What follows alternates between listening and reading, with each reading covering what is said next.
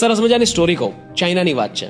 ચાઇનાના એક નાનકડા ગામમાં એક ખેડૂત એક ફાર્મમાં પોતાના દીકરા સાથે રહેતો. એ ફાર્મમાં એક સ્ટેબલ પણ હતું કે જેમાં ઘણા બધા ઘોડાઓ હતા. એક દિવસ એમાંથી એક ઘોડો ફેન્સને તોડીને બહાર ભાગી જાય છે. એટલે આજુબાજુના નેબર્સ આવીને એવું કહે છે કે સચ એ બેડ લક, જતો રહ્યો એક ઘોડો તમારો. એટલે ખેડૂત એમ કહે છે કે જેવી ભગવાનની ઈચ્છા, મને નથી ખબર ગુડ લક ઓ બેડ લક. 2-3 દિવસમાં એ ઘોડો પાછો આવે છે અને પોતાની સાથે 2-3 બીજા જંગલી ઘોડાને લઈને આવે છે. એટલે સ્ટેબલની સાઇઝ વધી ગઈ. તો પાડોશીઓ કહેવા માંડ્યા કે યુ આર સો લકી, તમારો ઘોડો જતો રહ્યો અને પાછા 2 નવા ઘોડાને લઈને આવ્યો. ખેડૂતે કહ્યું ભગવાનની ઈચ્છા, I don't know good luck or bad લક. થોડા દિવસ થાય છે, ખેડૂતનો દીકરો એ નવા ઘોડાને ટ્રેન કરવામાં પડી જાય છે, ફ્રેક્ચર આવે છે.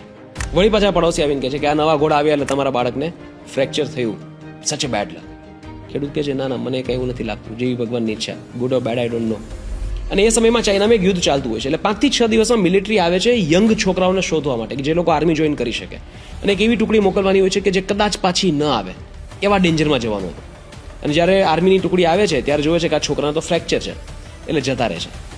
ફરી પાછા પડોશી આવે છે, પણ આ વખતે કંઈ બોલતા નથી.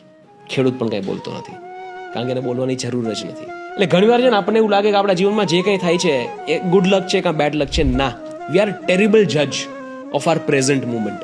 આપણને ખબર જ નથી કે જે અત્યારે આપણી સાથે થઈ રહ્યું છે આપણા સારા નસીબ છે કે ખરાબ નસીબ છે. બધું ભગવાન નક્કી કરે છે, એના પર છોડી દો એકવાર. The biggest disasters could be the biggest opportunities for you to explore something new. અને ઘણીવાર કોઈ નાની એવી તકલીફ ભગવાન તમને આપીને કોઈ ખૂબ મોટી તકલીફથી બચાવતા પણ હોય છે.